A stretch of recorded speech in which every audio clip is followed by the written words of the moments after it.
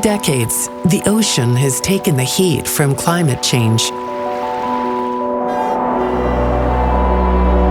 It absorbs 90% of the heat and up to a third of the carbon dioxide from the burning of oil, coal, and gas.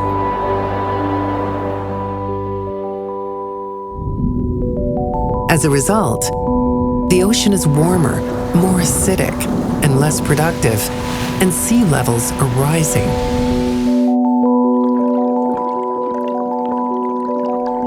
At the same time, the ocean is a source of sustainable solutions to the climate crisis. We can scale up offshore renewable energy, decarbonize the shipping sector, and protect and restore the coastal ecosystems that store carbon, support biodiversity, and protect shorelines. These and other ocean-based solutions could provide up to 1/5 of the emissions reductions needed to stay under 1.5 degrees of warming.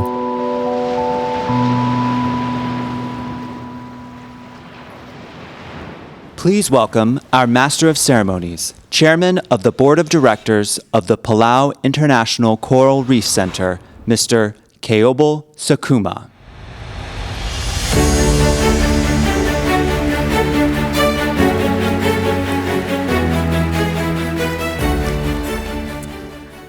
Ali, humiltu tau. My name is Keobel Sakuma, and I'll be your MC today. I'm here as the chairman of the board of the Palau International Coral Reef Center and also as a representative of the Nature Conservancy.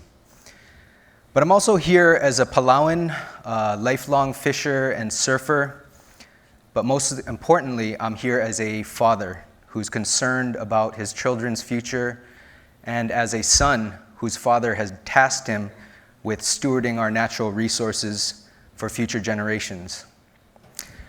My father was a diving pioneer here in the Pacific and a champion for ocean protection before it could trend on Twitter. He was also an advocate for indigenous rights at a time of great turbulence in these islands. And he taught me many things. But one of the things that he taught me that I always come back to in challenging times is to turn to the ocean for sustenance, for comfort, for perspective. We now find ourselves in a time of great challenges, and here we are gathered this week in Palau, literally turning to the ocean. Not looking to the ocean for answers, but trying to find answers for our ocean. I was raised in Palau and other parts of the Pacific, and like many of my brothers and sisters from the islands, I learned to swim before I could walk. I was a commercial fisherman, a provider of food for my community and family, which is a great source of cultural pride and connection. The people in this room will impact whether my children and children across many coastal island nations grow up having the same opportunities and same connections. These connections to history, connections to place, connections to identity. Many of you have traveled great distances under difficult circumstances to be here today, and we thank you. Sulang. Let's make sure that we use our time together to deliver a future for our ocean and our people that we can be proud of. And so on behalf of the Republic of Palau and our brothers and sisters across the Pacific, I wish you a warm welcome to the 2022 Our Ocean Conference. And with that, I'd like to introduce our first panel, Confronting the Ocean Climate Crisis. Our moderator for the panel is the Climate Envoy for the Government of the Republic of the Marshall Islands, Ms. Tina Yomoto Stegi. Ms. Stegi has an extensive experience working with communities to support and strengthen their abilities to make informed and sustainable choices, and she's been a tireless champion for the international community on the RMI's behalf. Ms. Stegi, welcome.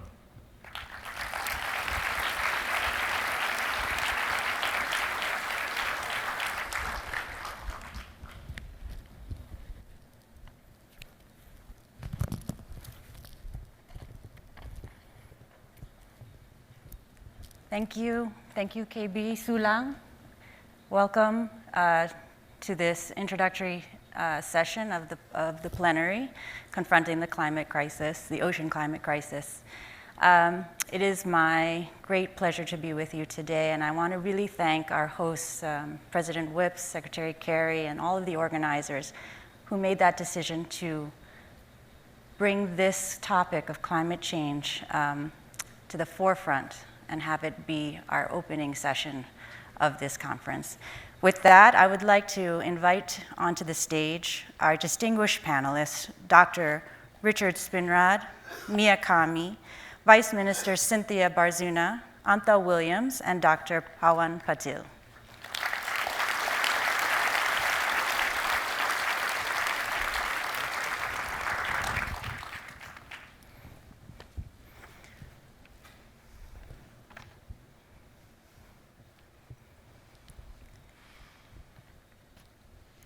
It's my really great pleasure to be with you all today and to have the honor of introducing the topic of the ocean climate crisis. And I just want to say Yahweh, which is how we say Ali in the Marshall Islands, and greetings. In the Marshall Islands, as a large ocean atoll nation, our way of life is deeply connected to the ocean. But you don't need to live on an atoll nation to understand that we all rely on oceans. The science from the IPC is more than clear. Oceans absorb 20 to 30% of anthropogenic carbon dioxide released into the atmosphere. As a consequence, our oceans will be too warm for coral reefs by 2050. With acidification and low oxygen levels resulting from climate change, the fact is that we are strangling one of our planet's major organs. And sea levels are rising. The IPC projected a global average of up to 1 meter of sea level rise by 2100 with unmitigated emissions. And as we gather here in Palau, this beautiful large ocean state, the implications of sea level rise for islands could not be more clear. But understand that 28% of the planet lives on the coast. 11% live less than 10 meters above sea level. What do we need?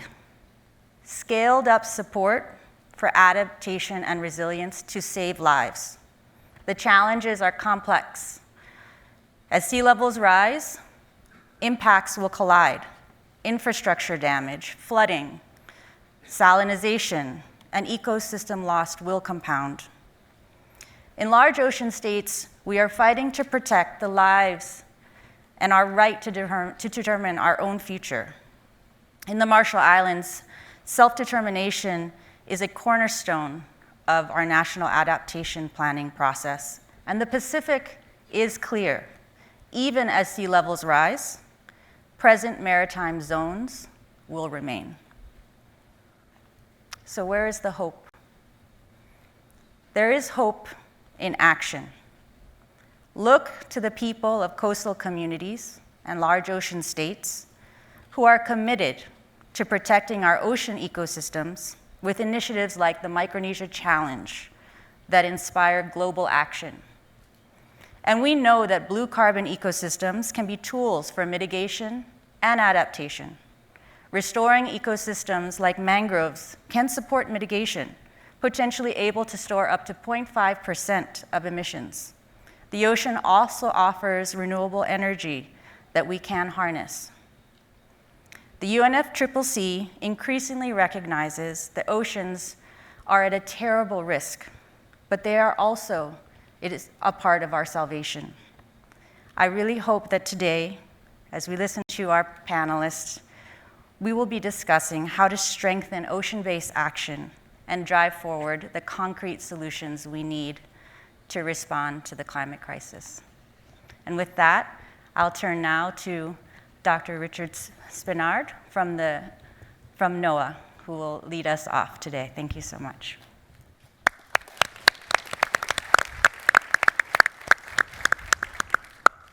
Excellencies, distinguished guests, colleagues, friends, Ali, indulge me for a moment in a vision, a dream, if you will. The year is 2050, and we're at our ocean, the 35th version of our ocean here in Palau. We have turned the corner on greenhouse gases and are seeing for the first time reductions in methane and carbon dioxide in the atmosphere. We are well on the way and in a sustainable mode to have reached the 1.5 cap and gone past that in terms of global temperature increases. All of the commercial fish stocks are restored. We are fishing sustainably. We are supplementing food security with aquaculture. In the 3 years previous to that conference, not one single person has died from a coastal storm, a tsunami, or a harmful algal bloom. The answer is right here. The answer is the ocean. The ocean will be our solution to addressing these devastating climate change impacts. But I get ahead of myself. 45 years ago, I started a career as an ocean scientist studying the clarity of water, and we studied the Pacific waters as the example of the purest waters in the world. But a lot's changed since then. We're seeing so much heat put into the environment. How much heat? Roughly the equivalent of a Category 5 hurricane every 2 seconds. That much energy for 30 years is what we've put into the system. And as a consequence, we're seeing intensified hurricanes and typhoons, intensifying every decade by 8% in terms of the numbers of Category 3 or higher hurricanes. We're seeing these physical effects. We're putting more energy into the system. We're also seeing the chemical and the biogeochemical effects of the consequences of greenhouse gases. We just reported that in 2021, we've seen the highest levels of methane in the atmosphere. We're seeing new records for carbon dioxide. And it's also the 10th consecutive year of a more than 2 parts per million increase in carbon dioxide. But the solution is with us. And as you heard Secretary Kerry say at COP26 in Glasgow, we saw the solution, we saw the way to get to that vision. And it was about the ocean, and it was about addressing adaptation. Even if we got to net zero tomorrow, we still need to deal with sea level rise. I had the honor at COP26 of moderating a panel which included representation at the highest levels from Fiji, from Grenada, from the Marshall Islands, and oh yes, I had the distinct honor of moderating a young fellow who grew up in the island of Hawaii by the name of Barack Obama. Just try moderating that panel. The solution is around ocean applications. The solution is around implementation of marine protected areas, which do so much. They serve as a means of reducing the carbon in the atmosphere, of storing it in sediments. They serve as a means for ensuring biodiversity continues to expand. They serve as a means for ensuring that we do have sustainable stocks of fisheries. And to do this, we need to work together. We need to cooperate, which is why I am so excited about the leadership that Palau and Norway have demonstrated in establishing the high-level ocean panel for which the United States is a partner. Through this panel, we will develop the plans for sustainable use of the oceans. The consequence of all of this is that we need to make sure we have the science and technology, we need to make sure we have the vehicles for developing policies, and we need to have the means to plan accordingly. Because as we all know, failing to plan is planning to fail. So join us. Keep the motivation, keep the effort, engage in dialogue, and ensure that we are doing all that we can do to make sure that we leave a more robust, sustainable, and resilient planet when we reconvene in Palau in the year 2050. Thank you so very much.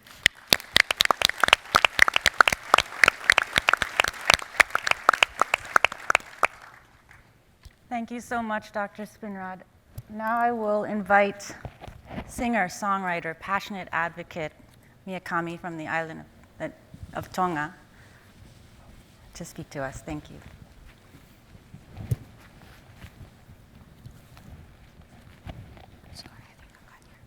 Tulou, tulou, tulou. Whakatapu ki e Palestini, mai kautaki katoa pē. Whakatapu ki he kakai o whanua. Mo mau tolu katoa, ko mau lava mai ke whakatako e ni. Kau malo. I am not a scientist. Instead, I am a storyteller, like my ancestors before me. Our stories speak of ancestral connections to land, to the ocean. Who we are is in the depths of the Moana of the Tibet.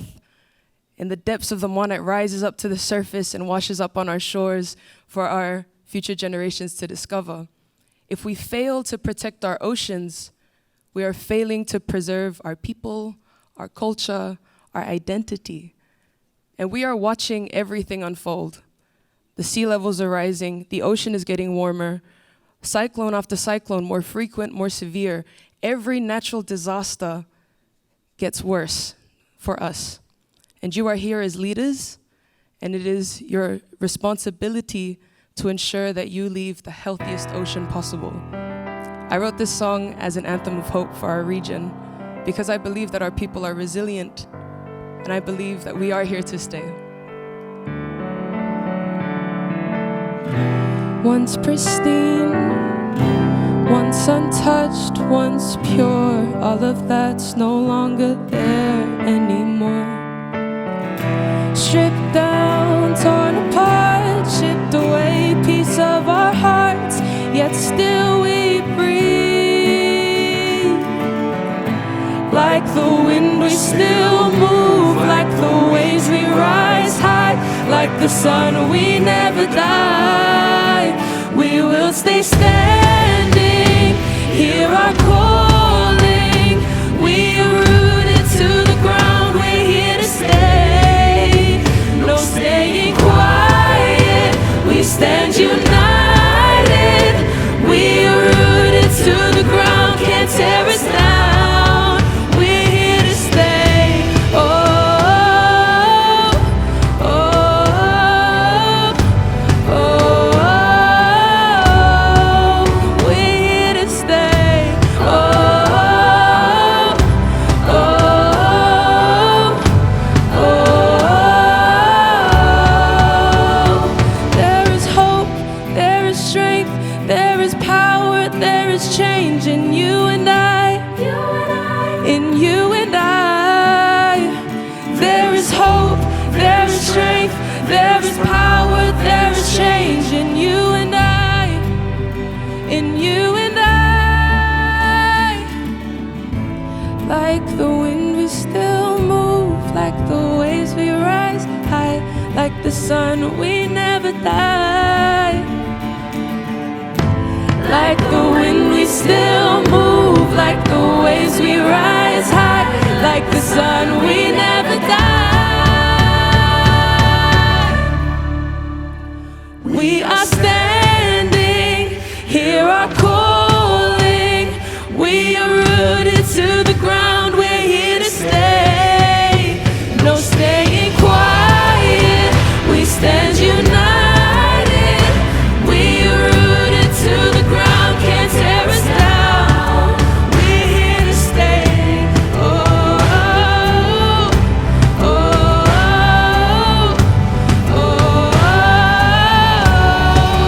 We're here to stay. Oh, oh, oh, oh.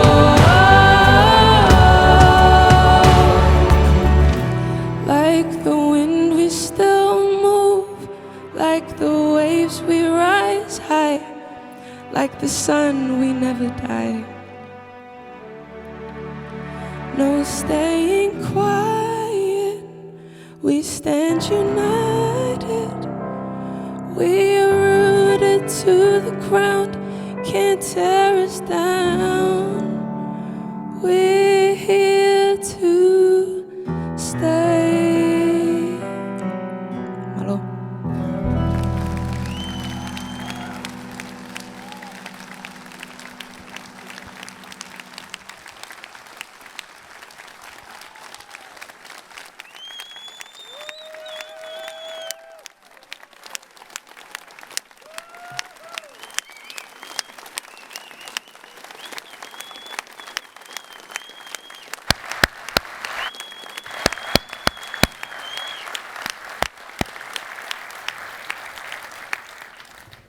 We all needed that. And I now turn to the very Honorable Vice Minister of Water and Ocean Affairs from Costa Rica, Cynthia Barzuna. You had a wonderful intro for the next piece. We're with you. Thank you. I was just going to say that after that magnificent performance, that's going to be tough. I'll try. Ali, buenos dias. Good morning, everyone. Protocol has been observed. Scientists have told us that ocean is absorbing 90% of climate change, of all the heat provoked by climate change. Accordingly, our oceans are experiencing sea level rise, acidification, reduction of oxygen levels. And this, of course, is affecting our marine lives. These vulnerable ecosystems depend on us humans to do our job right by the simplest thing, betting on nature-based solutions. As you know, I'm from Costa Rica, and let me tell you a bit about Costa Rica. We're 92% ocean. The country has 27% of its land protected. However, till last year, we only protected 2.9% of our ocean. We worked very hard to achieve 30% protection of our ocean last year, December 17th. It was a great date for us, for our ocean, for our planet. This was not easy. We had the task to do it before 2030, but we have achieved it already and are looking forward for the next steps. Costa Rica has opted for nature-based solutions from quite some time ago, 30 years to be exact. We started reverting our deforestation. By doing so, we have greening and bluing our NDCs. We have become very, very ambitious. We started with payment for environmental services, and we have proven that nature-minded pathway is profitable as well. A recent report evidenced that protected areas and national parks have provided financial benefits for over $1.9 billion in 2018 alone, which represents 3.23% of Costa Rica's GDP. In addition to promoting marine protected areas, the country has recently increased its ambition in updating our NDCs to include blue carbon from mangrove ecosystems. We have committed to protect 100% of our coastal wetlands, including our national inventory wetlands by 2025 and increasing that inventory by 10% for 2030. We have managed to protect 30% of our exclusive economic zone by expanding the protection on Cocos Island. Let me tell you a bit about Cocos Island. This paradise of pristine waters, wonderful, beautiful hammerhead sharks, has almost 50% of all endemic marine species of Costa Rica. The national park is now bigger than terrestrial Costa Rica, and the MPA is 10 times or more than that. We have doubled its marine protected area to preserve the richness and abundance of this species. Moreover, we have a very important biological corridor between Galapagos, Cuiba, Malpelo, and Cocos Island. During Glasgow, at the UNFCCC COP26, the presidents of Colombia, Panama, Ecuador, and Costa Rica signed the Declaration of Glasgow protecting this biological species and their corridor. Our commitment is to protect at least 30% of our terrestrial marine ecosystems. For doing so, we have joined the High Ambition Coalition as co-chair with France and the United Kingdom. We started with 6 countries, and now we have more than 90. So I invite you to join us, to think about ocean-based solutions, to think of the schemes that we want to achieve our climate change goals. Nature is an asset, and it will boost our global economy for sure. It's fair to say that a small country, middle income like Costa Rica, has managed to do so.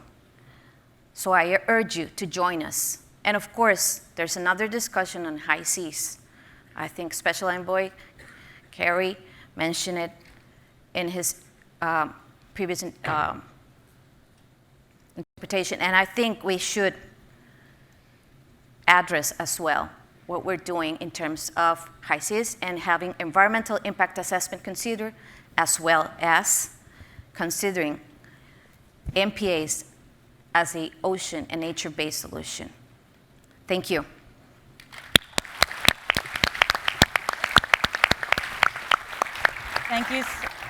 Thank you so much, Vice Minister. It's my pleasure to now welcome to the stage Anton Williams, the Environment Lead for Bloomberg Philanthropies. Anton.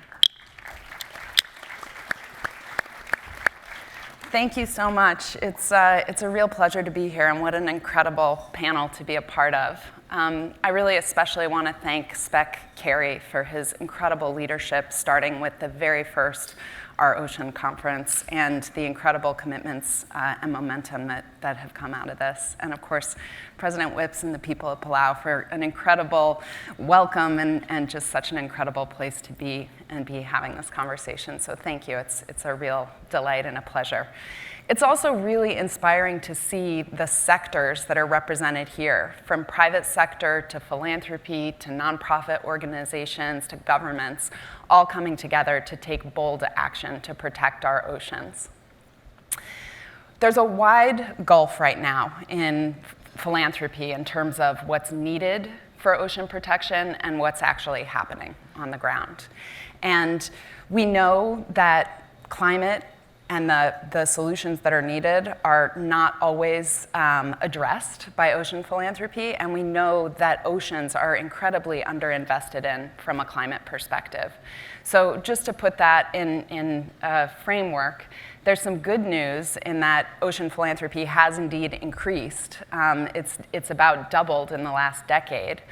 But at the same time, it remains such a tiny fraction of overall environmental philanthropy, just 10% in the US.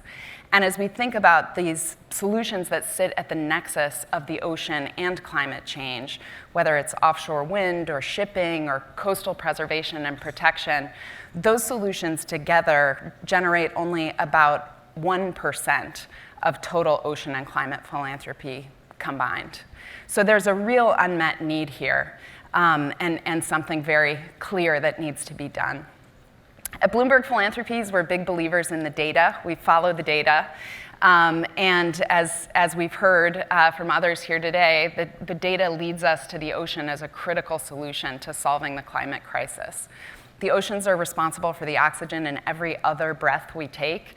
They've absorbed 90% of the heat that's happened from human-caused emissions. And I don't need to tell anyone who's sitting here in the Pacific, where communities are already experiencing extreme weather, changed coastlines and landscape, moving fish populations as a result of this warming. The oceans have really buffered us against the worst impacts of climate change to date. And science says we need to protect 30% of our oceans in the next 8 years by 2030. And so we really must applaud and lift up these examples of countries like Fiji with their recently passed national ocean policy that have committed to protect 30% of their oceans in that time and to sustainably manage 100% over that same time period. But more funding and better solutions are critical here.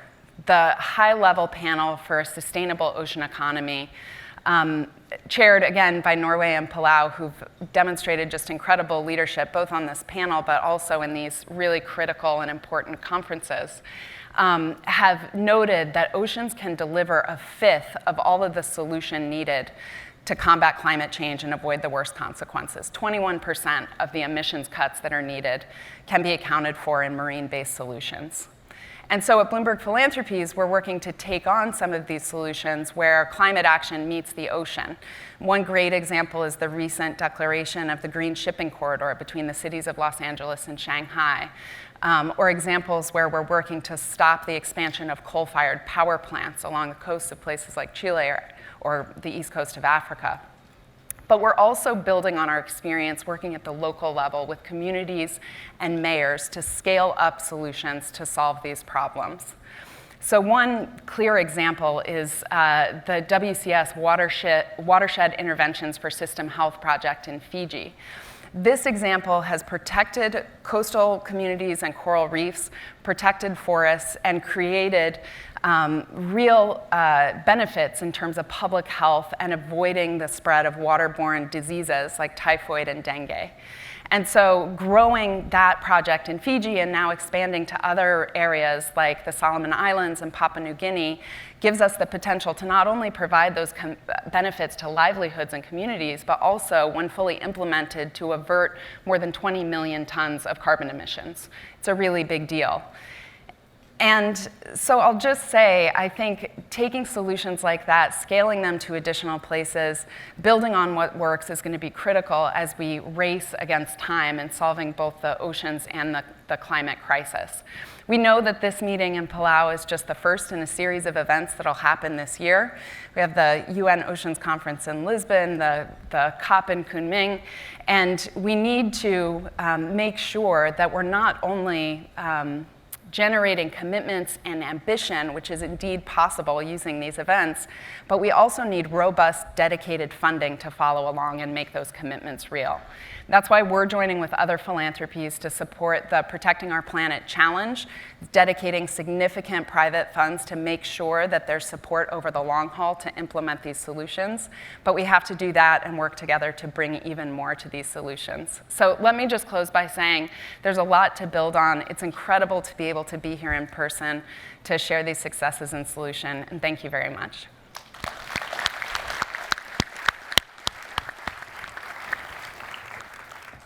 And last, but certainly not least, I welcome to the stage Dr. Pawan Patil, founder of the Sea Dragon Foundation, and I'm told also known by the name Wizard of the Ocean.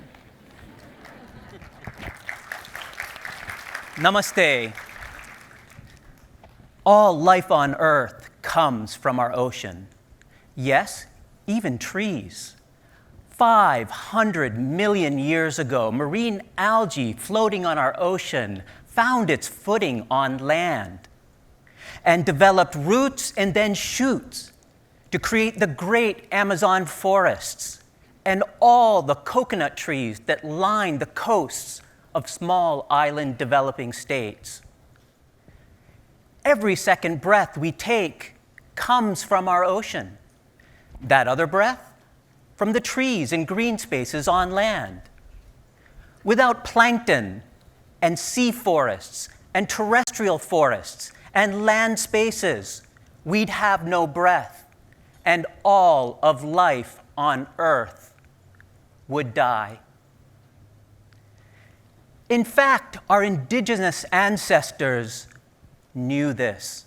Our indigenous brothers and sisters who protect 80% of the world's global biodiversity know this. And why do they know this? It's because Mother Nature made it simple. No ocean, no breath. No ocean, no trees. No breath, no life. In nurturing nature, nature nurtures us. In fact, there's incredible nature-based solutions. But do we really know nature? It's for this reason and this simple question, Dr. Jane Goodall, Craig Foster of My Octopus Teacher, and I co-created the Global Sea Forest Foundation with 25 national sea forest trusts in the making in order to conserve, restore, and regenerate kelp forests and create an eco-ethical supply chain using blockchain technology that will allow incredible fishers turned kelp farmers on Main Street to connect to Wall Street with something that is a true ESG, a pure ESG. In nurturing nature, nature nurtures us. This is why our simple way of doing this is by taking what's known in terrestrial forestry and applying it to the forests of the sea. The strategy is conserving, restoring, and regenerating this incredible ecosystem. And in fact, what I'd like to do is share with you why Mother Ocean and Mother Earth is right here, right now, And I'd like to invite you to experience Mother Ocean and experience Mother Earth right from the very seat in which you sit. So if you will indulge me for just one moment, put your hands on your lap, put your feet on the ground, and take 4 breaths with me, in through your nose and out through your mouth. Here we go. 1 breath from our ocean. 1 breath from our trees. 1 breath for you. 1 breath and 1 world breath for we.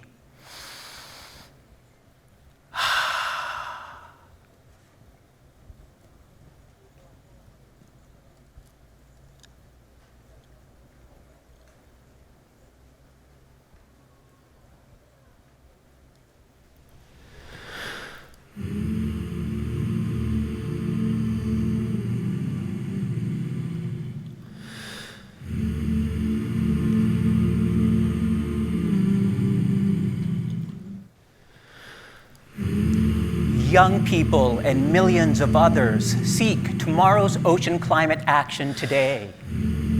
And yet, it seems beyond reach, but it's not. Rhetoric is high. They say governments and corporates act too slow. And too often choose to look down, not up. Young people, I hear them saying, "We are waiting for them." I hear them praying, "We are waiting for you." What? Your children praying? "We are waiting for them." Why are we waiting? "We are waiting for you." They see the world is headed in ways that makes our very existence obsolete. Take a breath, they say. Let's make that change in policy, technology, investment too. Sit up, stand up, rise up, act up. We know it's not too late. Earth Mother, Ocean Mother, Mother, Mother Jane, our Earth Guide says. Hope always. In all ways.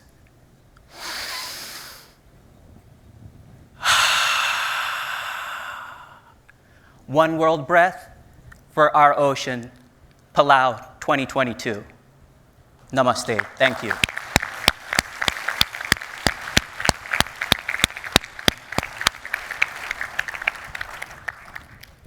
Thank you so much, Dr. Patil. I think you brought us back with your poetry and your performance to where we need to be for this discussion that we will now have. And we just have a few minutes to really hear a little bit further from our panelists. And I'll just start with Dr. Spinrad with just a question on your thoughts on how important observational capabilities to address the solutions highlighted in this session. And since you kicked us off, I just hand this question to you.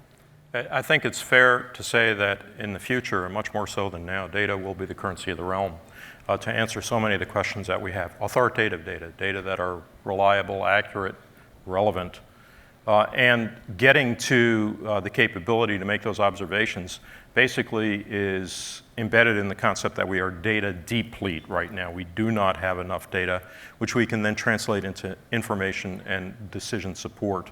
So we'll continue to build the technologies, the science that get us the numbers, the data, the information.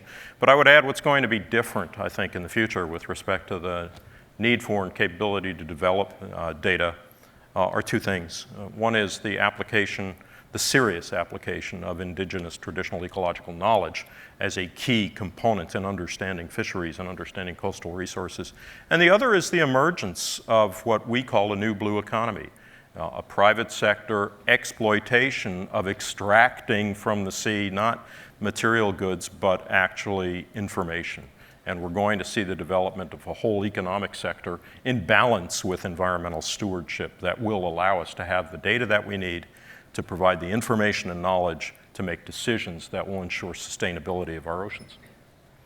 Thank you. And thank you so much for introducing to us the idea of the landscape of data needed, and that will include the indigenous traditional knowledge in that landscape. And I think that's a really good segue to our question from Mia.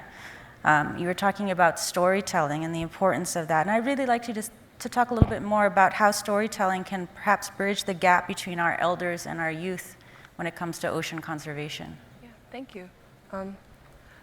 When we talk about ocean conservation and climate action, there's a really big calling for we need the voices of our youth, we need our young people to speak up. And of course this is true, but it's also important that we're hearing our elders, the stories of our elders, because while we're fighting for our future, we also need to learn from our past. And so an example, storytelling itself is beautiful for this kind of thing because there's so many different forms. There's music, there's dance, there's art. And an example is I'm here in front of all of you, and here I wear a mat that carries a story of my grandmother, and she's here with me in this space. So storytelling has the power to carry not just our stories and our experiences, but as well as our culture, our heritage, who we are, our identity. And with the work that we're all here for and the mission that we're trying to accomplish, we can't make a difference if we're not listening to each other. And so intergenerational conversations need to happen. And so I believe that storytelling is an excellent way to do that. Thank you. Thank you, Mia. And that point about listening to each other and understanding that there are so many leaders in this fight together. And I think with that, I just want to turn to the Vice Minister. And you know, we're all from the islands, but it's very clear that Costa Rica has been at the forefront of action with the High Ambition Coalition for Nature and People and all that you're doing with oceans. I just want to follow up on, you know, a bit more on what Costa Rica is doing in particular to protect mangroves as a part of the solutions that we're looking at. Thank you. Actually, yes, we have been, you know, blue carbon sequestration is, our scientists now tell us that it's 10 times more than what we have from our tropical forest, and it's 55 times faster. So we started to restore our mangroves, but then we realized that we also need to protect them, not only restore them. And we have involved the local communities, and we have also the knowledge of the cosmovision of our indigenous people. So I will start by saying that it's very important to involve the community in what you're doing. They are very knowledgeable. They know exactly what's going on. They can understand the sea level rise. They know that their ecosystems are going through a lot of changes. They can understand that the livelihoods depend on preserving these very important nurseries. And we have managed to start a process of restoring and protecting these mangroves with the local communities, involving them since the beginning, and I think that has been part of the success of what we've done so far. And I think it's all about connectivity. You were mentioning that, and I think that's what we need to understand, the connectivity between these ecosystems with biodiversity loss, with coastal marine areas, with marine areas, and how they interact with one another. For example, I spoke earlier about the hammerhead.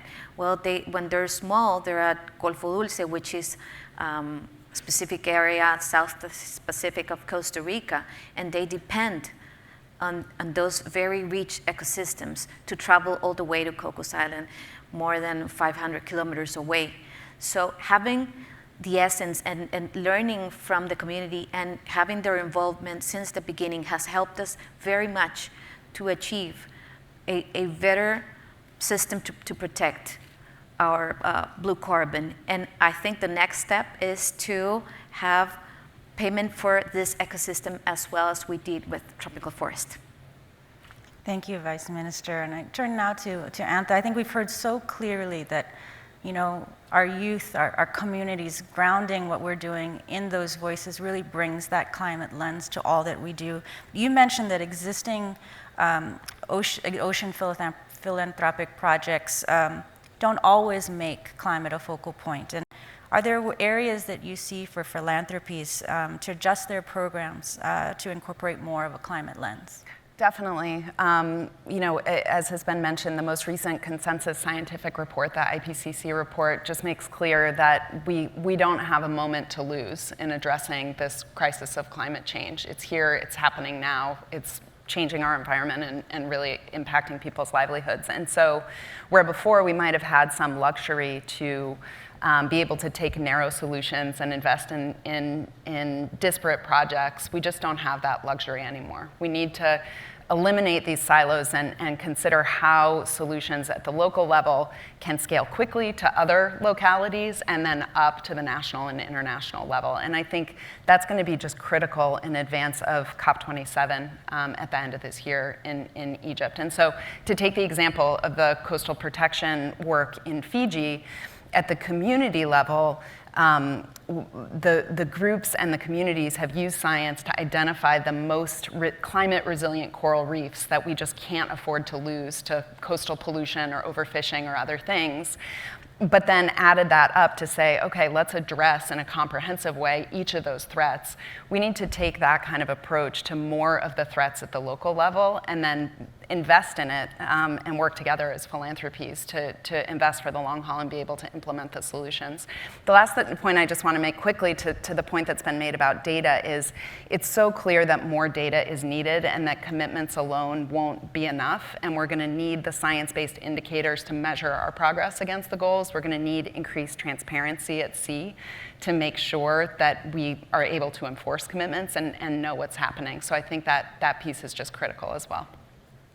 Thank you, Antha. And again, last but very much not least, I turn to Dr. Patil, who you brought your poetry and referenced the My Octopus Teacher, which for those who haven't seen it yet, I really do encourage that you go see that. But in that, you talked about how finding new ways in nature-based solutions like conserving, restoring, and regenerating kelp forests and to help solve climate change. And can you speak a little bit more on what you're seeing with respect to kelp, sea forests as a nature-based solution? Great, well, thank you for that. You know, for the young and the young at heart, I'm really worried because there's too much money chasing too few good solutions. And yet, I have hope, because if you just scratch the surface of our ocean, there's an underwater forest that most of the UN conventions and the global documents don't speak to. There's no global voice for the forests of the sea.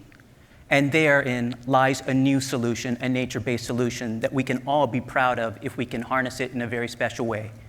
4 things in particular. 1 is kelp is a new feed.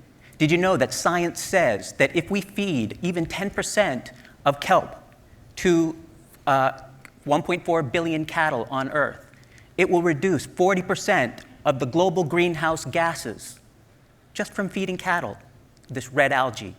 2nd, feed. Kelp can be an incredible new plant-based food that allows for a transformation coming from our sea. 3rd, a new fuel. Biofuels and other new types of energy. They can come from technology, but how about Mother Earth's greatest technology that's right there before us? And finally, a replacement for plastic. Kelp and kelp fibers can actually change the very nature of the clothes that we wear by replacing polyester and replacing it with kelp-related fibers, so that in that future that we talked about when we're here in Palau in the future for our oceans, we'll all be wearing a little bit of piece of kelp and sustainable clothing for our future.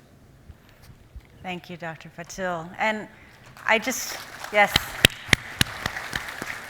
I think we've heard how dire the challenges are and the realities that we're facing, but we've also heard from our distinguished panelists the solutions, the ways forward, the fact that there is hope in action. I just want to take a moment now to say Sulang to our panelists. If we could just all give a quick round of applause for bringing their solutions and their stories to this stage.